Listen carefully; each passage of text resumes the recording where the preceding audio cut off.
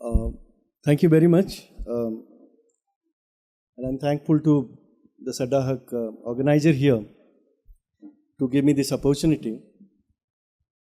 And as I was introduced, I've been working since last 20 years in different capacities. I'm from Orissa and I belong to a tribal district in Orissa, it's Koraput.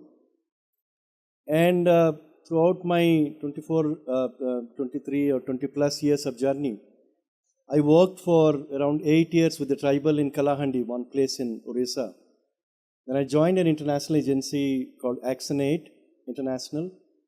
And I worked in Hyderabad as a regional manager for Aide International. And then and I also handled the issues pertaining to right to food, employment as a policy issue. I also worked for some time on the trade justice issues on an international way. And now, last 5 years, I've been concentrating on issues related to migrant people and bonded labor. How many of you could say that whether in India we still have bonded laborers or we have completely abolished? Anyone can say that? Yeah, we still see bonded laborers. And 1976, there is a law, Bonded Labor Abolition Act was done. And today, I'm working with around 200 released bonded laborers, legally released bonded laborers. And what is this bonded labor all about? Who are these people actually? They become human bondage, and what happens to them? This is an issue that I've been looking at. When you go out, wherever you have the construction work is going on, wherever you have a bricklin, you must have seen the bricklin in Rangareddy, Medak. These are the areas, huge bricklins. It employs a lot of people, mostly the migrant people coming from Orissa. They work there. And what's the situation, how they are being brought?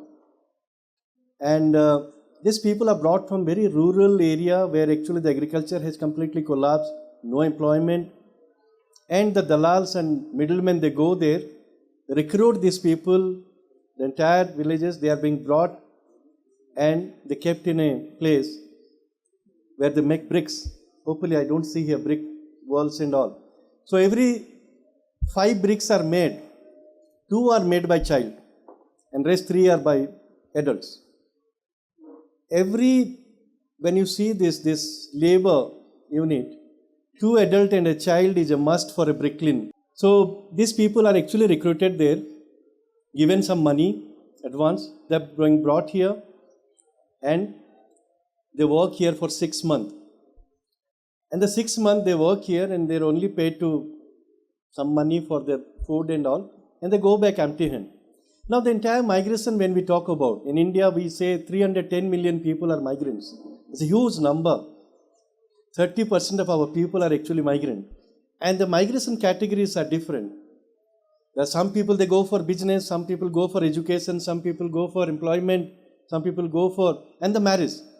And this study, this is a census study I'm saying, 2001.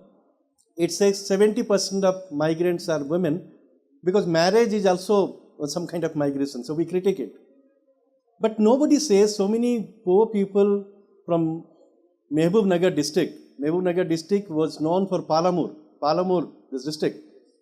And this district, you have huge number of migrant people, and they say, even any of the big iconic building that you see, whether it's a parliament or any building, so there is a hand of there is a laborer from Mehboob Nagar has actually put his effort. The Palamur, that area is very famous for migrant labor. They have been working in so many areas. So the Orissa laborers come here, Andhra labor go to Karnataka, so this continues. And I'm talking about the seasonal migrants. Who are these seasonal migrants? There are some statistics says because nobody has counted in India till yet how many such people are there and where they go, how they come back, and how many of them fall into bondage. On 14th of this month, on Children's Day, NDTV has done a small kind of story. NDTV has done a story and one of the person told me that I want to do a story about the children. I said, can you do a story about a child whose sister, 15 years sister, was a bonded laborer. 6 and 18 years brother is a bonded laborer. Mother is a bonded laborer. He himself was a bonded laborer. And his hand was crushed. His hand was crushed by a Bricklin owner in Bangalore. And he was brought back and the medical attention was done. But now there was a rod has been inserted and there is a plastic surgery was done. And now it's very bad shape. So NDTV, they thought about that, okay, we can do this, but is he going to school? Yes, that's what also we did, that how this child could also go with all difficulties. A bonded laborer could go to school. So they are saying we are interested in that because this message we want to give. Despite of all these issues, the child is going to school.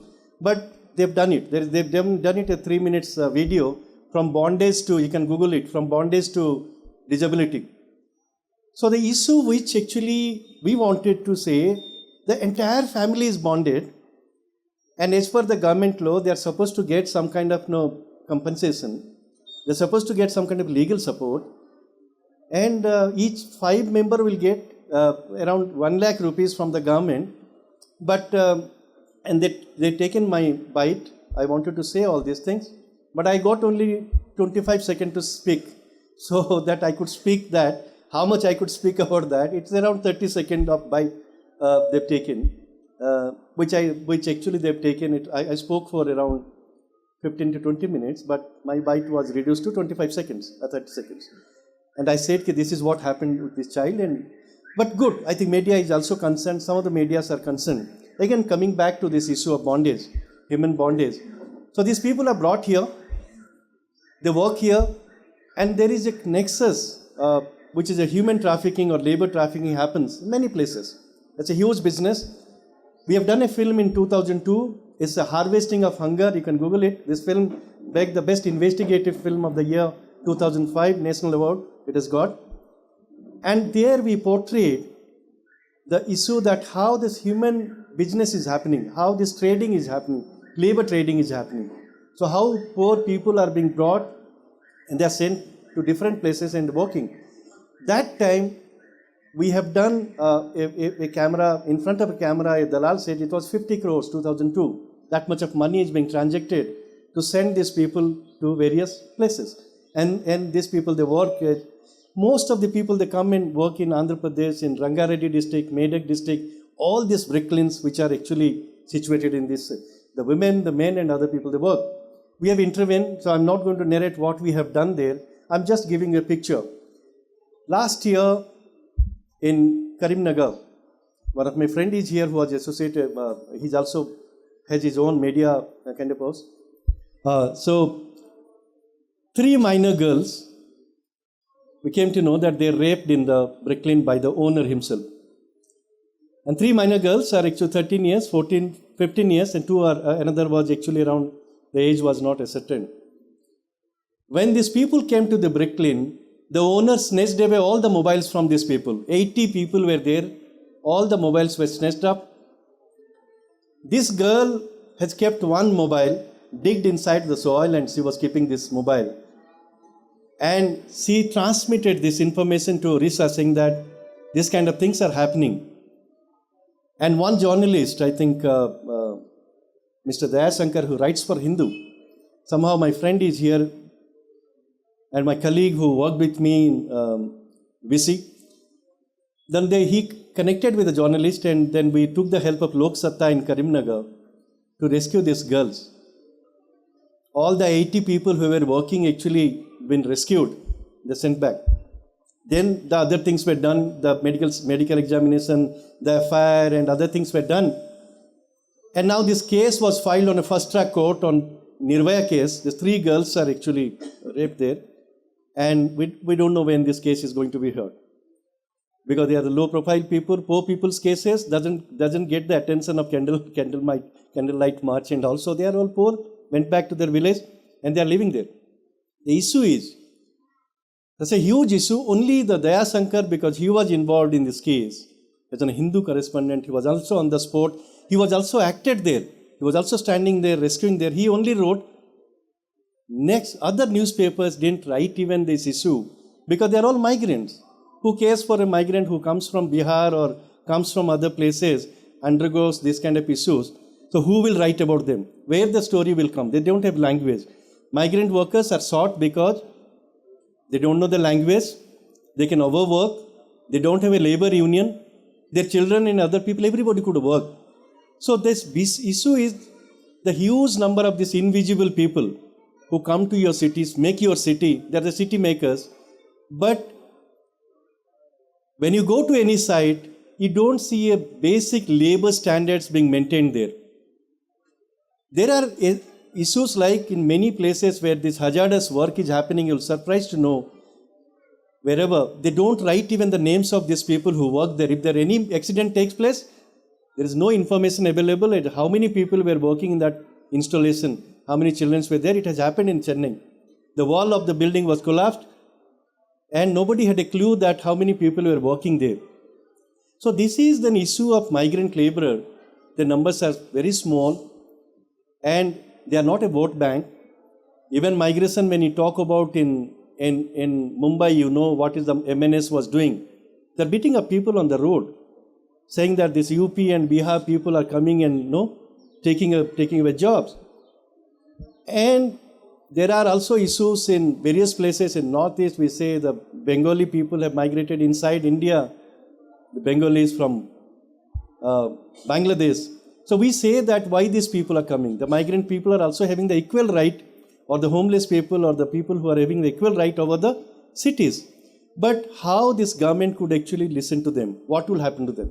Can somebody be narrated? We have done a study in Andhra Pradesh with the government, with the education department, and we have collected around 150,000 children in one season in all the 22 districts of Andhra Pradesh. So many children are accompanying their parents and coming to work or live near the work site. You go to any work site here.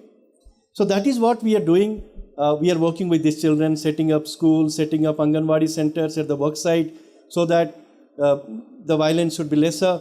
And also we are working with bonded laborers, around 1,200 bonded laborers who are there. Many of them are psychologically disturbed. Many of them are also wanting to get a sustainable livelihood and a kind of dignified life. So basically, when we talk about this issue, how to make these people visible, because they are building your or mine, the kind of vibrant India. But what's happening to them? When we look back, Pallab can say that we admire to go to US, and many of these people that we go there, but how they are being treated there? Because you have a documentation is done. There are a lot of undocumented people. We don't have the documentation where. You go to any place, or I'm not going to bring in this issue if the two states were being created, and there are also people are talking about there are migrant and there are settlers. So these kind of things are happening. Maybe people may say you are from Telangana, you are from Andhra, and this is what now the society may be going to talk. So, but imagine the voiceless people who are coming. There is a worker and whose entire livelihood shattered in their villages. Their lands were taken over by a corporate. They have sold up their land. There is no work is happening. We said National Employment Guarantee Program. I know most of you knowing the NREGA, which will provide 100 days of employment. What happened to that now? The UPA government has started. Now government is saying it cannot be a universal program. So reduced it to 2,500 districts. Not universal. And there is no employment. Most of the employment has been seized, and lot of youth. I come from the Naxal area. Lot of youth started migrating out because they cannot part with either of these forces who are fighting. The best way the youth should think that he should move out of this area to a safer place, and the safer place is that where he can earn some money but cannot go back to home. Whenever he goes back, I know in Malkangiri, I know the other places, the moment this child came from migration, he was suspected either as an informer or suspected either as somebody, and he was. So many of these people are also moving out. So migration has become an issue because of disaster. Natural disasters are striking. There are conflict issues which are happening. There are communal riots in Kandhamal. I've seen that, where the Christians were actually beaten up there, or Godhra, wherever there are communal rights are happening, people are actually migrating out, there are conflict issues are there. And of late, we are talking about a climate change process where most of the farmer and agriculture, fishing communities and other people are going to migrate because their livelihoods are under threat. So it is an issue that is coming up. And mostly when we are talking about the unorganized worker, what is the percentage of people are there today in India who are into organized sector? Can you believe it? 7%.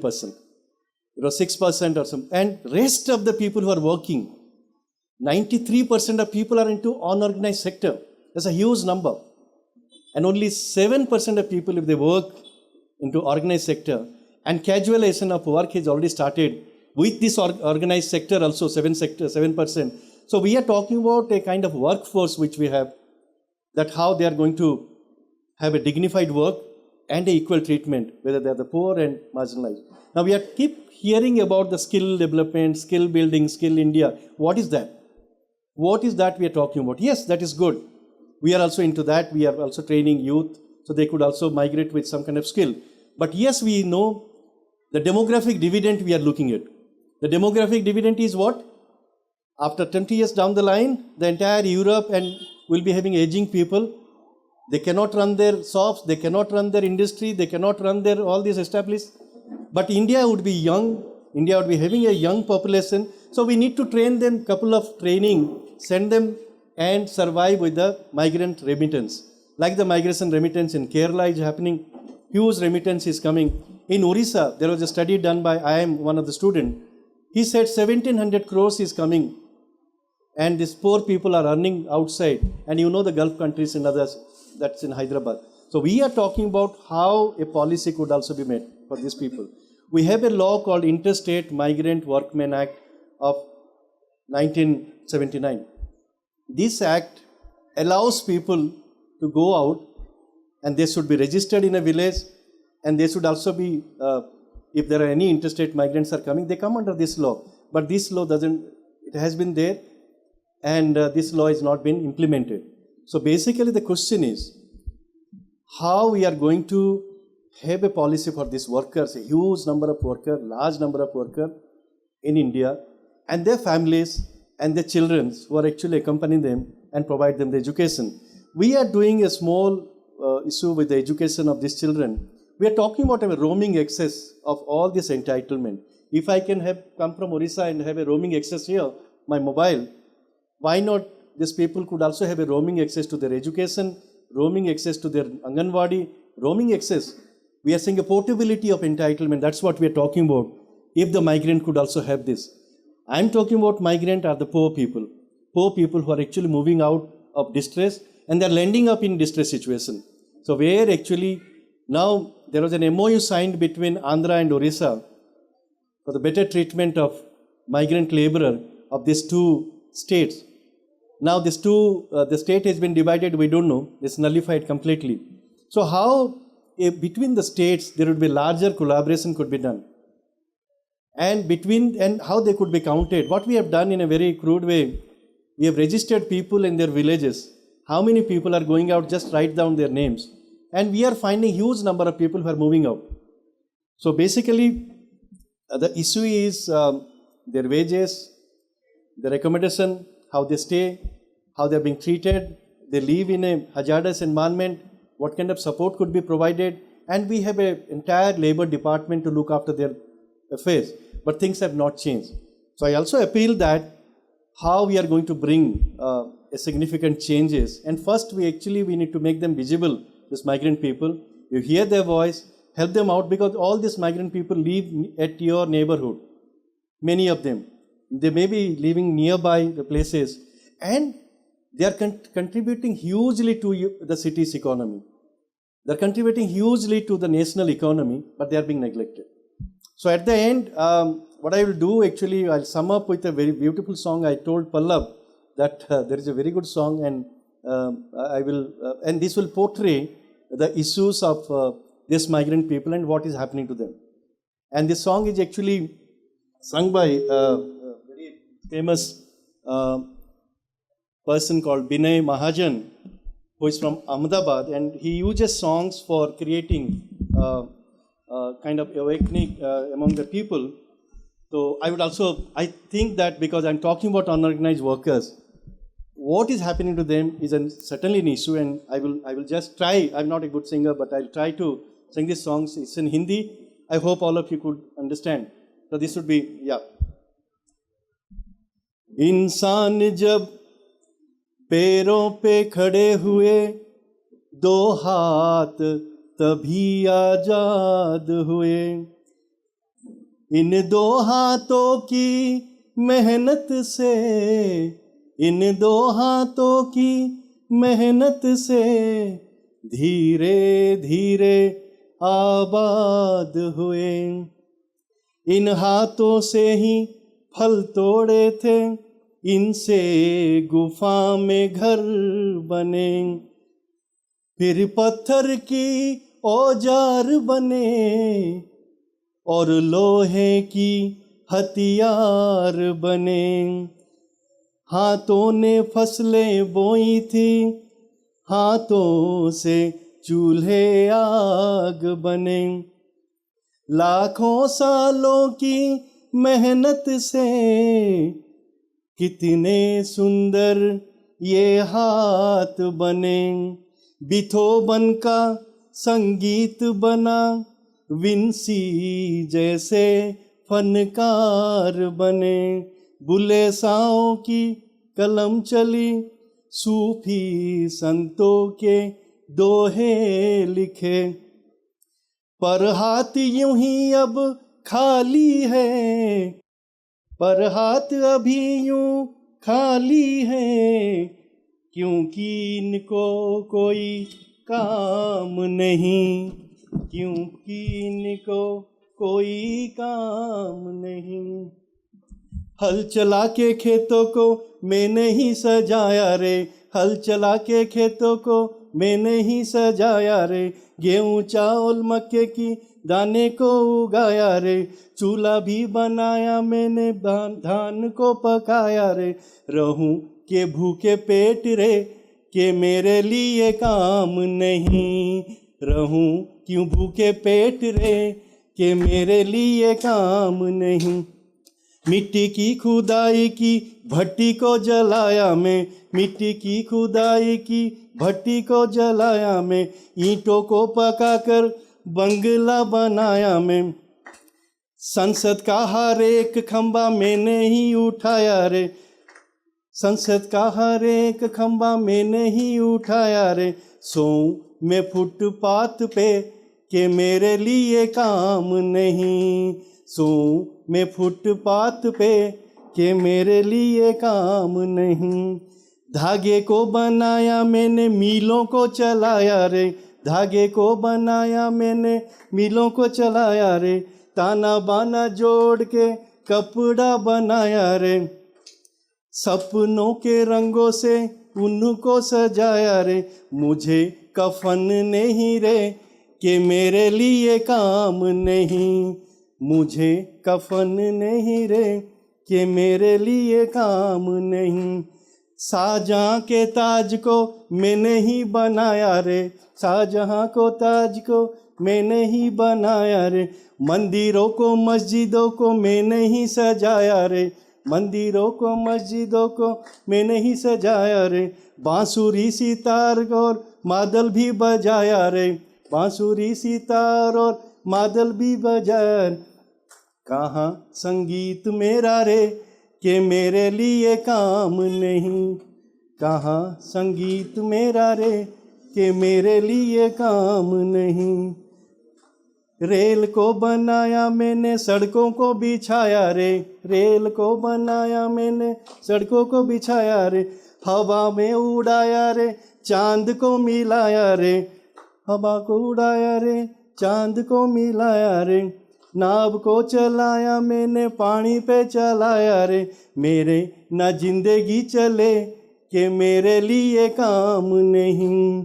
मेरे न जिंदगी चले, कि मेरे लिए काम नहीं। Finally, we have a hope for these people who have done the modern India. सपनों को सजाएंगे, जिंदगी बनाएंगे, उंगलियों को मोड़ के हाथों को उठाएंगे, आसमां को छुएंगे, जिंदाबाद गाएंगे, गाएंगे तब तक रे कि जब तक काम नहीं, गाएंगे तब तक रे कि जब तक काम नहीं। धन्यवाद, थैंक यू।